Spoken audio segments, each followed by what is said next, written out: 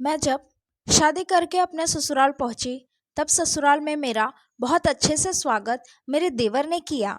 क्योंकि मेरे सास ससुर अब इस दुनिया में नहीं थे, मेरा एक देवर ही था। मेरा देवर 17 साल का था। अभी वह कॉलेज में पढ़ाई कर रहा था। मेरे पति काम के सिलसिले में शहर गए हुए थे और मैं घर पर ही थी। मेरे पति ने अपने भाई की जिम्मेदारी मुझ पर सौंप कर गए थे। मैं अपने देवर को एक बच्चा ही समझती थी और एक बच्चे की तरह ही उसे ट्रीट भी करती थी।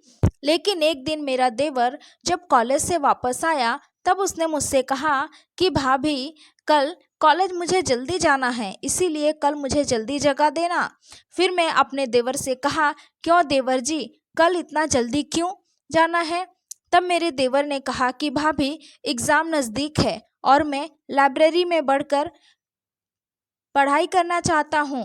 मैं अपने देवर से कहा, बहुत अच्छे विचार है देवर जी, घर पर भी तो बैठकर पढ़ सकते हो। फिर मेरे देवर ने कहा कि नहीं भाभी, घर पर मन नहीं लगता है आपको देखकर। मैंने अपने देवर की बात हंसी में उड़ा दी। मैंने अपने देवर से कहा, क्यों देवर जी? फिर मेरे देवर ने कहा, मैं मजाक कर रहा था भाभी। मेरे पति एक हफ्ते के लिए शहर से बाहर गए हुए थे। इन एक हफ्तों में मैं घर पर बहुत अकेली रहने वाली थी। मुझे अपने पति के बिना बिल्कुल भी अच्छा नहीं लगता था घर में।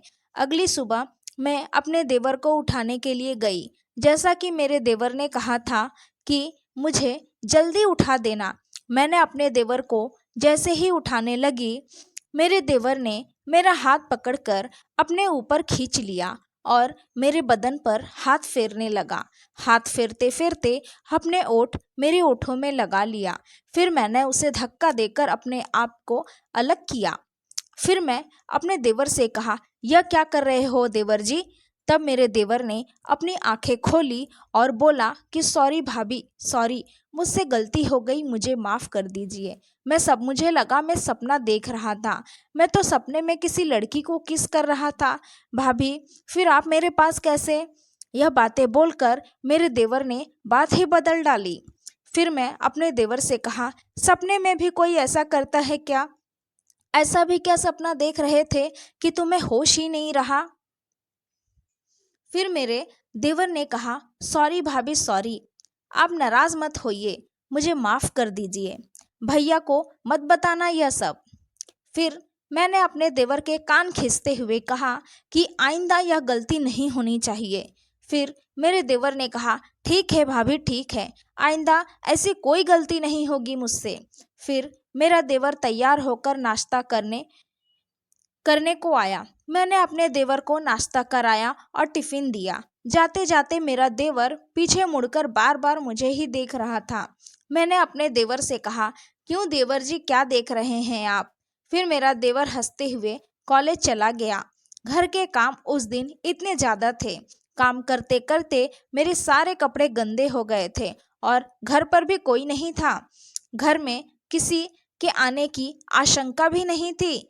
मैं कब कमरे में अपने आई और कपड़े चेंज करने लगी। लेकिन उसी वक्त मेरा देवर वापस कमरे में दाखिल हो गया और मुझे देखने लगा। मैं उस वक्त बिना कपड़ों की थी। मैंने तुरंत अपने दोनों हाथ अपने छाती पर लगाकर ढक दिए और मैंने अपने देवर से कहा, यह क्या बेशर्मी है देवर जी, निकल जाओ आप यहाँ से। दिखाई नहीं दे रहा आपको? मैं कपड़े बदल रही हूँ। फिर मेरे देवर ने कहा, सॉरी भाभी, सॉरी, बोलकर बाहर चला गया। हॉल में बैठा मैं फटाक से अपने कपड़े पहनकर तुरंत बाहर आई और अपने देवर से कहा, तुम तो कॉलेज गए थे, इतनी जल्दी घर पर वापस कैसे आ गए? तब मेरे देवर ने कहा कि भाभी, ट्रेन ही छूट गई, इसीलिए मुझे घर पर आना पड़ा। फिर मैंने अपने देवर से कहा, तुम बाहर भी तो रुक सकते थे ना, मेरे कमरे में आने की क्या ज़रूरत थी? फिर मेरे देवर ने कहा, भाभी, बहुत ज़ोर से मुझे भूख लगी थी, इसीलिए मैं आपको ढूंढने आया था। फिर मैंने अपने देवर को कहा, इतनी भी क्या भूख लगी थी तुम्हें? फिर मेरे देवर ने कहा कि भाभी, मुझसे गलती से हुआ, प्लीज़ माफ़ कर दीजिए मुझे। फिर मैंने भी अपने देवर को माफ़ कर दिया, क्योंकि गलती मेरी थी। मुझे कमरा अंदर से बंद करना चाहिए था। फिर इसके लिए मैं अपने देवर को क्यों गलत समझती। फिर मैंने अपने देवर से कहा, तुमको तो मैंने टिफ़िन दिया था। फिर मेरे देवर ने कहा कि भाभी वह टिफ़िन मेरे दोस्त ने खा लिया। फिर मैंने कहा चलो कोई बात नहीं, हम दोनों साथ में बैठकर खाना खाते हैं।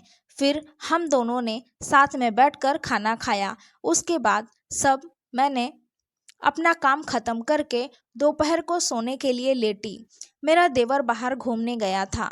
मैं पेट के बल लेटी थी और लेटकर मोबाइल चला रही थी। उसी वक्त मेरे कमरे में मेरा देवर आया और मुझे पीछे से अपनी बाहों में भर लिया। मैंने अपने देवर से छुड़ाने की बहुत कोशिश की।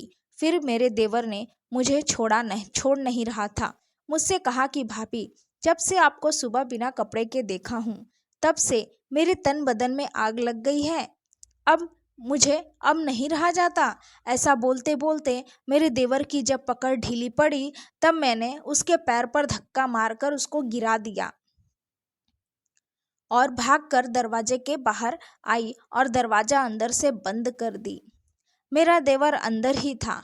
मैंने तुरंत अपने पति को फ़ोन लगाया और यह सारी बात बताई।